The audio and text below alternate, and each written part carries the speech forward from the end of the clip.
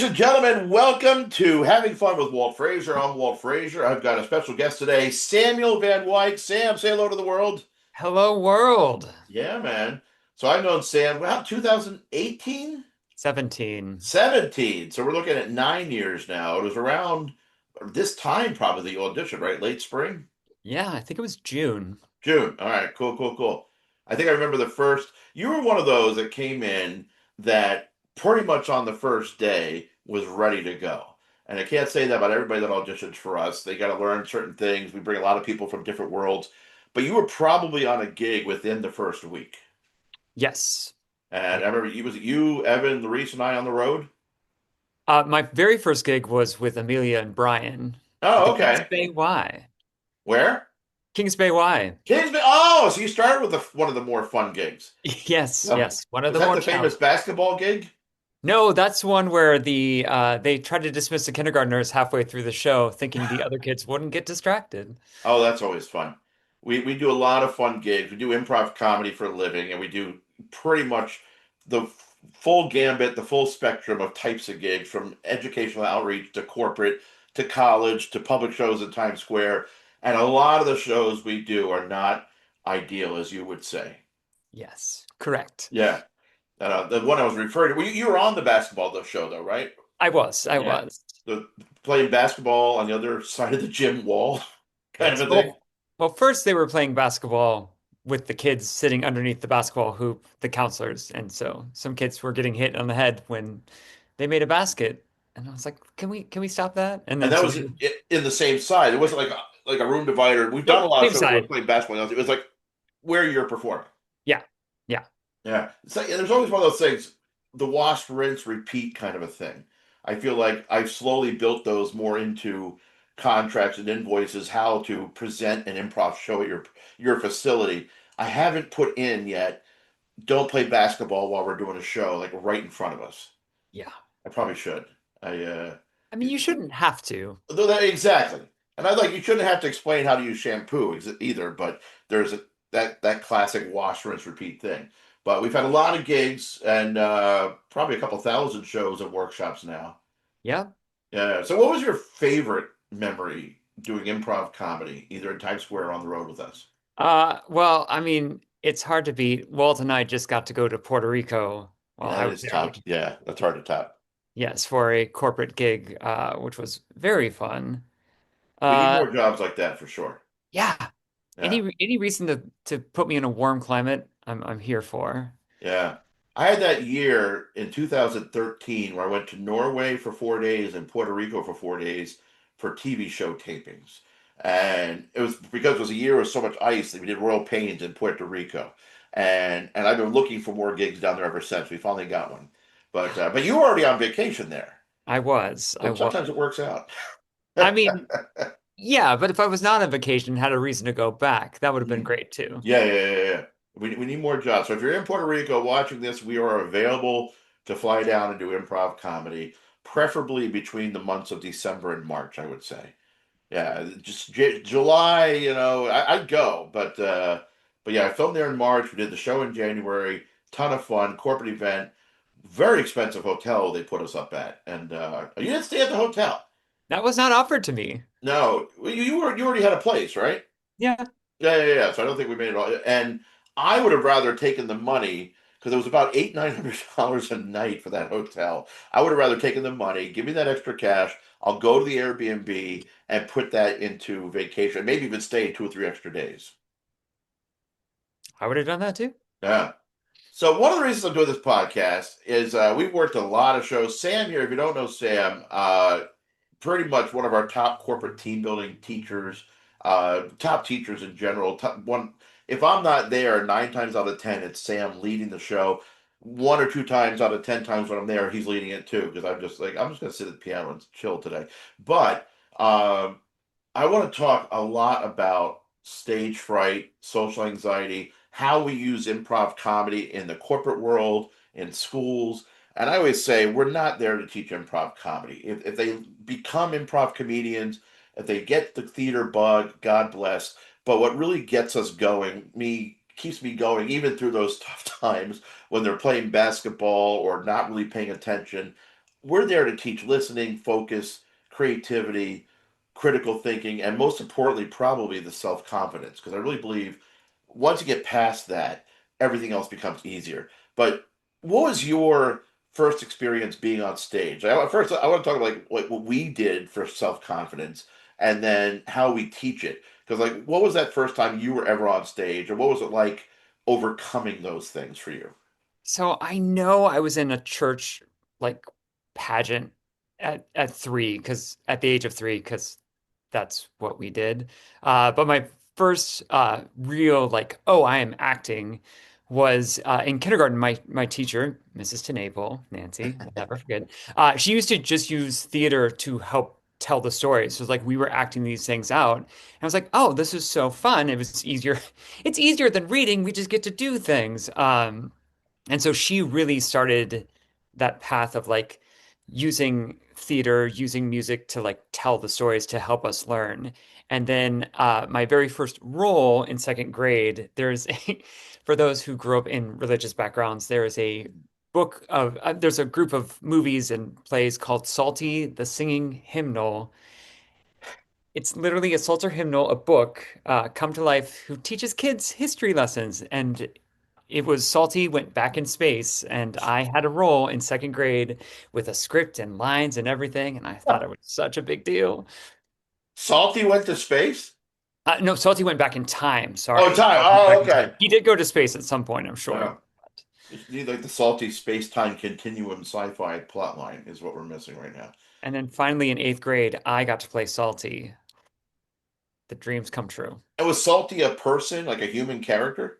He was literally a book, Oh, Salty was the book. Oh, a okay. song book, but like played by a person. That's amazing. I missed that growing up Catholic. But so and then going into theater, like into college, did you ever deal with stage fright or any kind of nerves getting on stage? So I think like because I've been playing in the realm of theater like since a kid, I don't get a ton of stage fright. Mm, Uh I think when I've felt the most nervous might be like I don't know, like singing in church or like giving a speech. yeah, Stuff that where I was like, "Oh, I'm not as prepared as I want to be to feel yeah, comfortable." 100%. Uh which is so funny knowing that like a lot of my professional acting career lately has been in improv, where it's Hmm. like, well, I'm fine with the make 'em ups because I know what I'm doing in this. Right. You know, it's funny. I feel the same way. Doing theater, I grew up more musician, switched to theater later. But doing theater, there's always a process. There's plenty of rehearsals. By the time you get to opening night, if you're working with a good director, even a mediocre director, you had the time to figure stuff out. I always struggled doing, and church one, cabaret two, when I definitely did not do the work I should be doing. And 90% of it, that's what it is. But when Mhm. you're standing out there, I get this at karaoke sometimes, even, believe it or not. I feel like I'm singing this song. By about the third verse, I'm just like, I got really into it. I got really into it, sang a couple high notes, like woo, all ego and all that kind of stuff. And I'm like, I'm bored. It's like line dancing. By like 3/4 of the way through, we've done the same 16 bars of steps. Okay, I'm ready for something else. And I think that's why I love the improv now. But with the theater, there's always more of a progression of the character. And I think for me, doing church singing and cabaret singing and that type of thing, I'm not doing the work as an actor. So that I'm sure if I did the work as an actor, that wouldn't be a problem. See, yeah, I think for me it's like when I'm singing a song, there are people who are incredible vocalists who Yeah. can like I'll listen to you sing anything, Yeah. who aren't very good storytellers. Yes.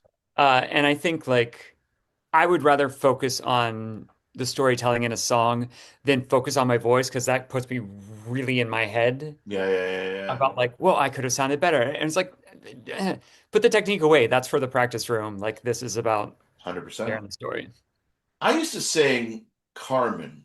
There's a particular song in there, Don Jose, or that's why I don't sing opera. My French is terrible. But the flower song from Carmen, I could never sing if I'm thinking in my head as a singer, how do I sing this song? Even like mix, like notes like F and G. I can pop a high C, a high B flat, all these things all day long. It's the mix. If I'm thinking, it's always tight. When I started thinking as the character, it's like I found the character always knew how to hit the notes. The character knew how to emote that moment that was written exactly the way it was supposed to be written, yada yada yada. It's not for me as the performer to second guess the writers and the composers, all that. When I let the character do the work, flawless every single time when I was warmed up. And as soon as I was like, oh, I got to hit an F now, and like, it should be an easy note for me for somebody who could pop a C, but I'm thinking in the mix, the passaggio, and then I create a break because I'm thinking and pushing and all that kind of stuff. Um, and then switching all this gears into what we teach in improv comedy, I think I have this thing with improv. My number one rule has become have fun, but never at anybody else's expense. Because I truly believe, kind of all the same things we were just talking about. When I'm having fun, I'm letting the character do the work. When I'm having fun, I'm not thinking. And when I'm having fun, I'm not worried about the technique. I have 30 some years of training and experience and all that stuff. When I'm not thinking and on automatic mode to some degree, everything kind of works out. As soon as I start to think, I start to worry about all the wrong things. And when I teach the improv, I see once, like the kids especially, but when the adults start thinking like kids, when they just start having fun, there's this magic leap that happens. I don't know, how you describe that or your experience with that, or but my feeling is like if I can just get them past worrying about what it's supposed to be, then we can start really getting down to brass tacks. But that gets past all that gunk of the ego and insecurity really quick. Yeah, I think there's two things to that, right? The first is just to have fun is just the buy-in Yeah, of either like I'm too scared, I don't want to look stupid, or like I'm for the adults be like I'm too old for this, or like whatever right. reason we have. It's so easy to be like I'm not going to be good at this or this, I'm going to look stupid or whatever. And the truth is like we go in there and there are, I truly believe like there are valuable lessons to be learned from the exercises we do. But the first point is to just have fun, to Yeah. let go, to not worry about being self-conscious, to know we're all doing the same thing. So if you feel Hmm. stupid or think you look stupid, great, you're in a room of everyone doing the exact same thing as you. Yeah. So we've all just decided we're not going to care about looking stupid. It's that same thing of like, if you think you look insecure or dumb on the dance floor, you do.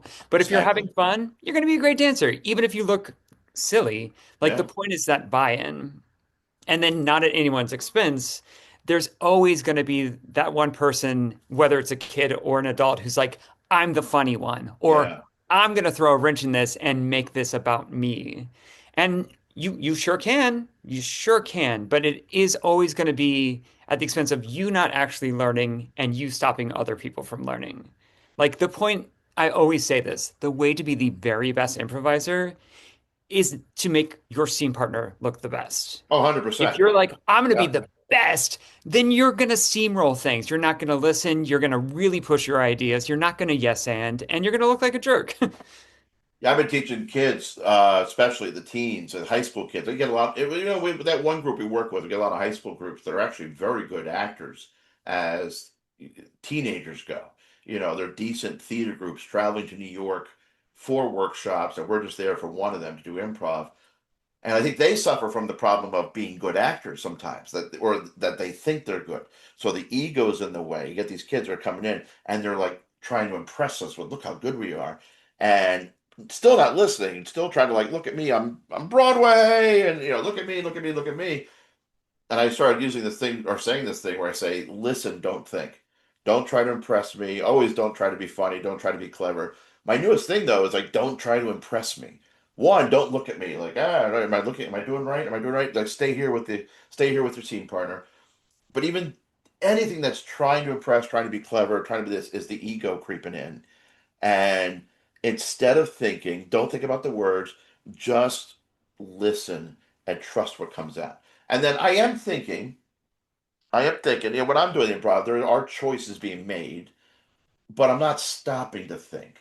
I'm listening and trusting what comes to mind a little bit. Well, it's so funny. I taught one of those groups that came in, Mm. bunch of musical kids, and their teacher kind of just read them in front of them. It was like, these kids need this. I'm so glad you're here. Ah! they were great, but I Yeah, think what they were trying to say is like they're so worried about being perfect. They're yeah, so ready. It's like this is planned and this is exactly how I'm going to say it. And it's like that, well, that's not acting. I mean, that is, I suppose, in a way acting, but it is not performing with your cast. If you're like, I'm going to do this, and like, well, then what happens if your other actor drops a line or yeah. does it a completely different way? It's like, oh, I have this planned, and I've worked with actors like that who are machines. No matter Hmm. what you give you, they're going to give you this performance every single time. Right. And there's something to be said about that. But like, I would much rather be live in that in the moment world where we have to in improv. That also translates when we're on stage or on screen of like, well, my scene partner did this, so now I'm gonna react differently. That's it's that give and take is really helpful. Yeah, I think that element, that machine. What's good about the machine on some levels is that they're dependable. You know what you're going to get out of them, but Yeah. you're never going to get great out of them. They're like it's a great position player kind of a thing. Like it's going to service thing, but again, as a scene partner, it's going to be okay. Let's go through the like paint by numbers kind of a thing. But but at the same time, and this is if you are that kind of actor listening to this, I think that person has a ceiling. That person can only go so far. Go ahead, please.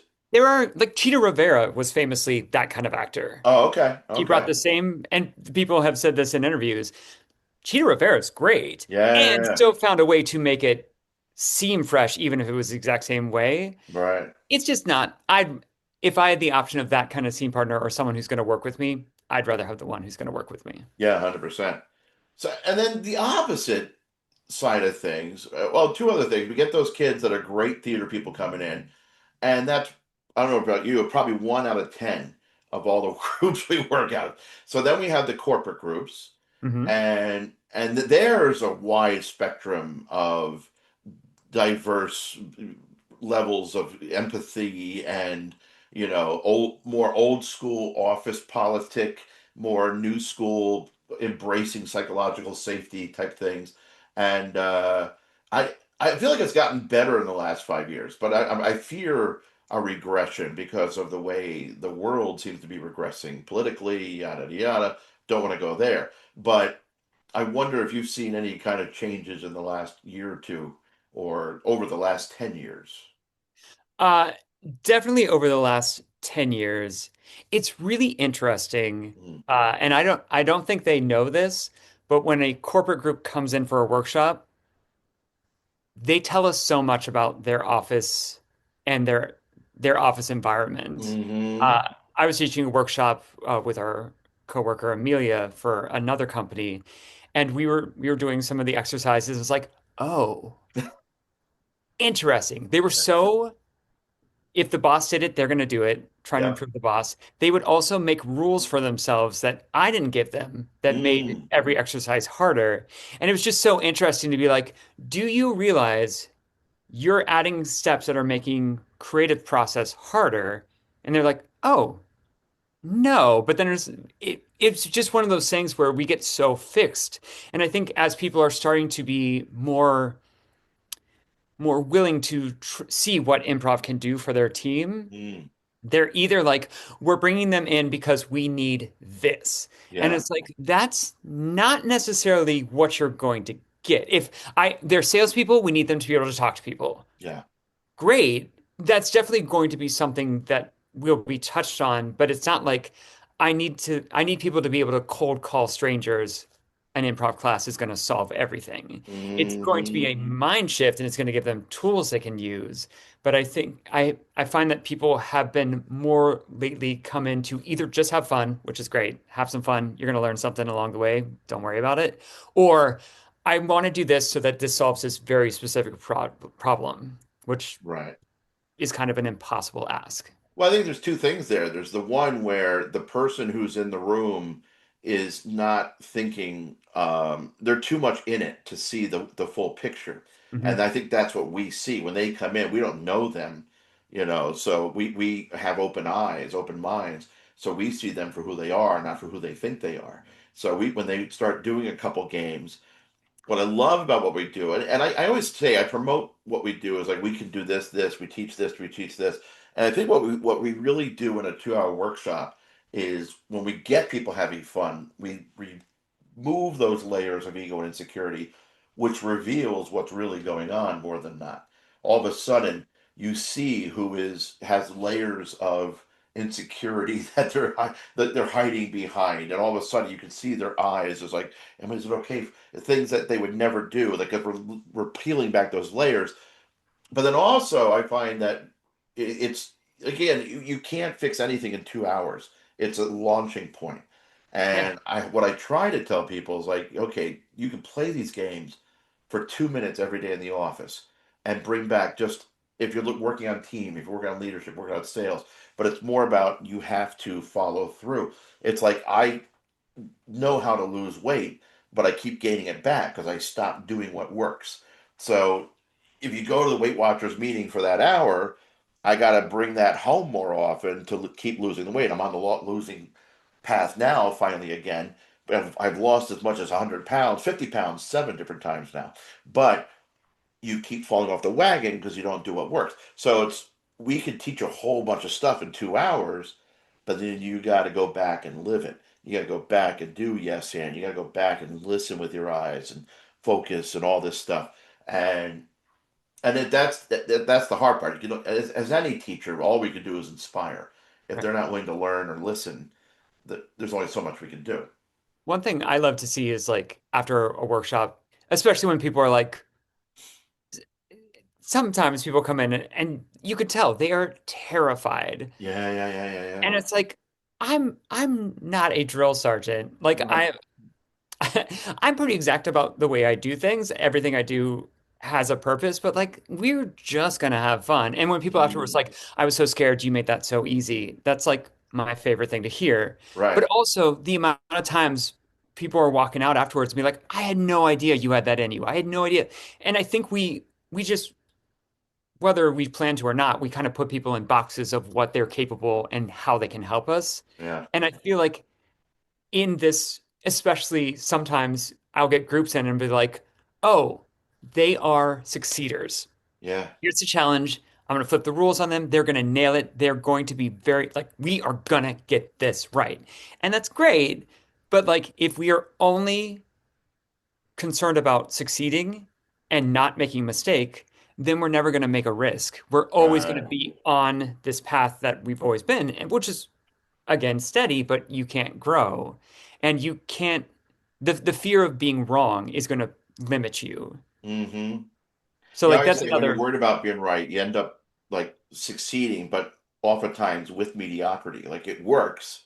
I did advanced AP computer science back in the day. I wasn't great. There's a reason I'm not a computer science guy now. But there was always this thing, effectiveness versus efficiency.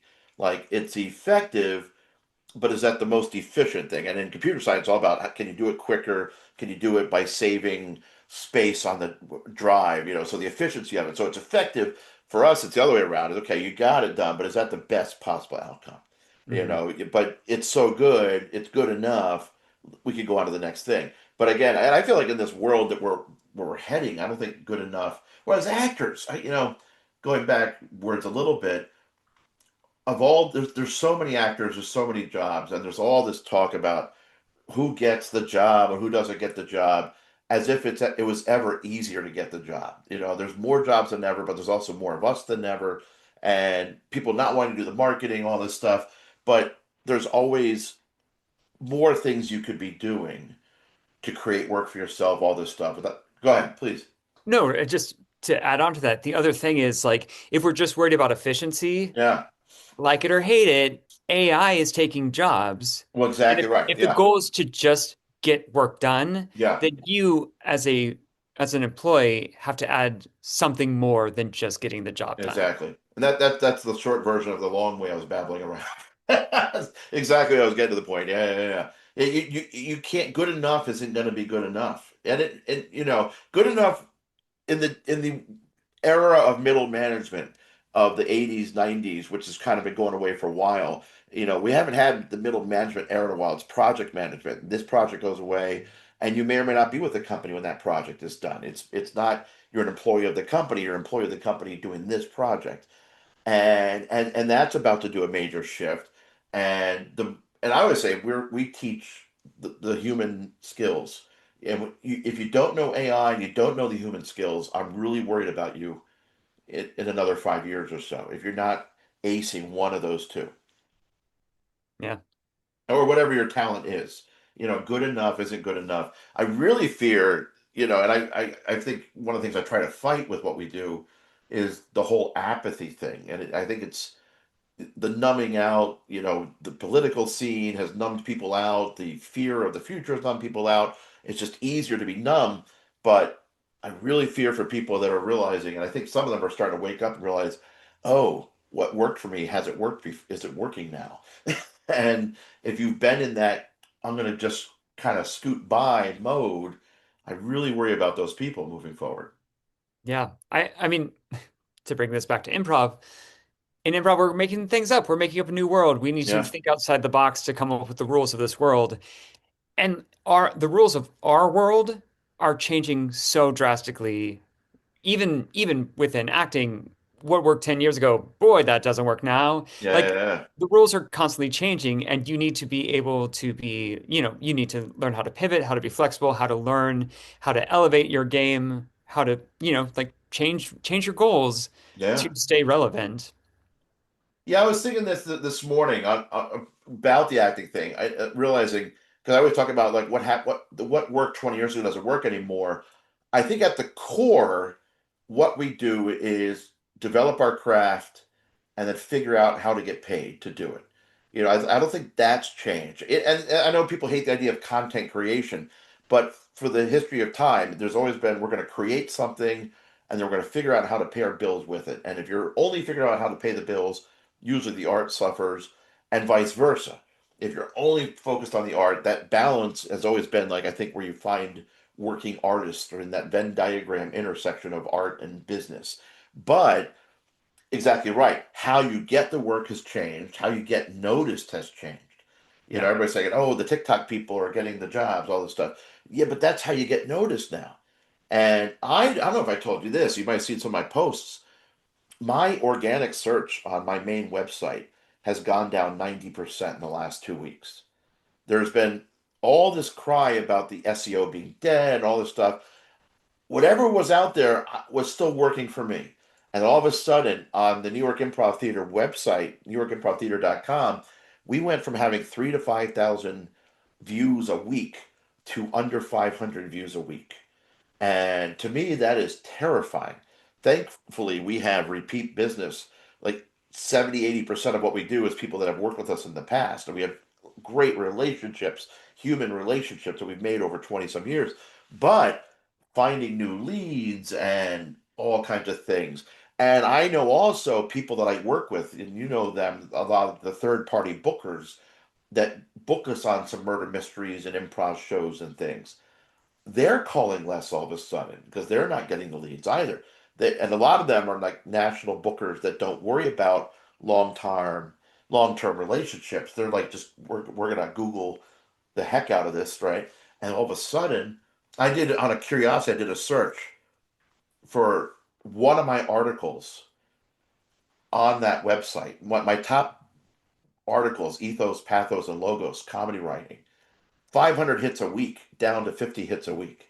And now when you look for even like specifically that topic, my website, New York Improv Theater, ethos, blah, blah, blah, almost the entire article shows up in the AI summary.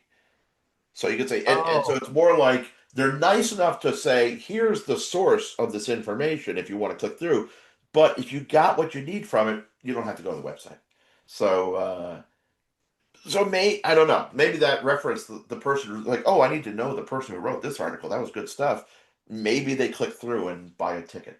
you know. But all the content marketing now, it's if it's not this, one of the reasons we're doing the podcast now all of a sudden, it's the only way to reach people now is YouTube, TikTok, Instagram with video content. yeah. What's frustrating is like, I mean, people are like, "Oh, you got to make content." Great. But if you make content like it's so funny. My friend works in digital advertising and people are like, "Well, we just need a viral tweet. We need a Yeah. viral video." It's like, "Well, you can't make a viral video. You can make a video and hope it goes viral." Hmm. And like the amount of actors I know who like, I know I did it. It was a challenge. It's like, great, I'm gonna put out 2 videos a week, blah blah blah. And like they were fine and good and it was a nice little like stretch of a muscle for me, but it was like this is I'm not getting enough back from this Yeah, to keep doing it. That being said, someone put up a video, them walking to the subway talking to their phone for some reason blew up. And yeah, like now they have all these followers. Like that's great. But like that feels like putting too much energy into something that might work out. yeah, yeah, yeah, That is yeah, yeah. just, I'd rather focus on things that actually fulfill me and I think are going to make me better. Right, right, right. Oh, the only counter to that, it's to when it's content marketing for something where you're advertising something offline. 200 views can be enough because you just need that one right view, right? Yeah, but But you're only going to get that if you have however many followers. You yeah, know, like well, yeah, it's not about the followers anymore. That has changed. to But to to yeah, be an influencer, yeah. to get hired to make something requires a lot of. No, no, I'm sorry. That's not what I'm talking about. I'm talking about you and I. We do improv shows, we do murder mysteries, we do corporate workshops, we do this, we do that, we do that. And having 200 views on a video is enough if one of those videos is like, oh, I want to hire those people. You know what I mean? To make money from the video as an influencer, as a content creator, the chances of making money from the platforms is slim to none. That's one in a million, maybe one in 1,000. You're more likely going to get money producing for TikTok than writing a pilot and hoping HBO picks up, right? There's actually better numbers there. But you don't need a million views to use it to book work in the real world, and that's the difference. If you're chasing the views, you're chasing that. That's where you like it's frustrating. It doesn't seem worth it. But Mhm. creating just something that is a presence, and sadly, even for like casting directors booking TV shows and commercials and stuff like that, having a wall of content, they're like, oh yeah, that's what I'm looking for in my thing. And in the self tape world, I'm not even doing self tapes now. I haven't even told my manager officially, but I'm like, not even on purpose. I blew off the last three because I was busy. I meant to do them, and I feel bad. But at the same time, how many hundreds of self tapes have I done and not booked something? And for me, it's more of like, and I've said, you and I have talked about this. It's if I put that same 5, 6 hours into marketing, I will book a workshop. I will book a show. I will book a murder mystery. I'll book something that will be, so there's more of a guarantee. I know I will get work putting that 5 hours into this, putting 5 hours into a self tape so some intern might see it. Now, I'm also 53. If Yeah. you're 20, 30, 40, working consistently, don't stop doing self tapes. If they're working for you, don't stop doing self tapes. If you want to work in TV and film, I'm just at a point where I'm like, I don't know if that's where my passion is. So for me, it's just a reordering of my priorities. But um, with all that being said, people are still finding me. But that all being said, based on what I said over the last 2 weeks has changed. I wonder, I maybe I should start doing self tapes again because is that 5, 6 hours going to lead to work like it has been? Right. It's So, also, if you're just chasing work, that's also a different thing. yeah, yeah, yeah, yeah. Like I would much rather do a week long guest star than do, like a 7 a.m. show for, like there are different levels. Happy to have all of them, Oh, don't yeah, get me yeah, wrong. yeah, yeah. But like there are different levels of like it's not just a job, it's a job, it's a job. Right. But like you say, you're 53, you have different priorities. 100%. And yeah, for me, the company's the thing. It's the improv that's allowed me to be day job free for 20 years.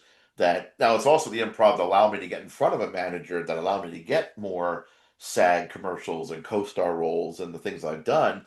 And those things help me promote what I do in the corporate world. So it all helps. If I had something fresh to promote that, hey, I'm going to be on NBC this week, no problem. And that's why I'm always against it. I'm not against it. And I haven't completely ruled it out. But my mission, my whole game right now is all about we're doing murder mysteries, I'm doing the K-12 outreach and the workshops and the shows. And that's what's paying the bills right now. And it's like, yeah, as an artist, like I've gotten to a point where, and just as me, I feel like I've done national tours, I've done regional, I've done dinner theater, I've done some TV, SAG co-stars, I've done some commercials. I'm like, I in many ways I feel like I don't have a bucket list, if that makes sense at this point. Like I'm good showing up and making people laugh for a few $100 or a couple $1,000 if I'm lucky, once in a blue moon. And so that that's just where I'm in my path, and I'm really enjoying producer, teacher, mentor mode at this point, if that makes sense. Sure. Yeah. And then that's and again that's part of being a couple years older too. I'm at the point where I'm in that. I feel like I'm young to be in the give back stage, but I feel like I'm there now, if that makes sense. But babbling a little bit. What else are you working on? What do you want to talk about? What do you want to promote before we wrap this up? Uh, I work for, as you mentioned, murder mysteries. I work for several murder mystery companies. What we come immersive is one of them. We're actually going to be reviewed in the New York Times Nice, coming up nice. a couple weeks, which is wild. We're on Zoom today. I've been doing Live in Theater, which does excellent immersive theaters on Zoom. Mm. So yeah, just trying to keep busy, still chasing those TV and film opportunities when they come. Otherwise, having a great time doing TV, doing murder mysteries and improv. That one film you did, was that Sentia? No, what was it called? Acerbity. Acerbity. Yeah, say it again Yeah. one more time. Acerbity. Acerbity. Is there anywhere people could see that, or is it just doing festival tours still? It is done with its festival tour. It was in several festivals, won several awards. You know what? Great question. I think it's on Vimeo. Mm-hmm. I should look at that. But it's Acerbity,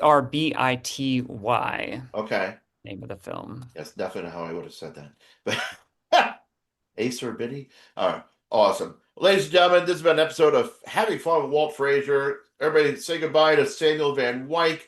Come check us out. We're at the Times Square improv shows at the Broadway Comedy Club. We're touring events, college shows, K-12 outreach, corporate events. Both of us do a lot of corporate team building too. So if you're looking for some fun and bringing some improv comedy to the office or your school, give us a heads up. Awesome. Any final words? No, thanks for having me. Awesome. We'll see you guys next time.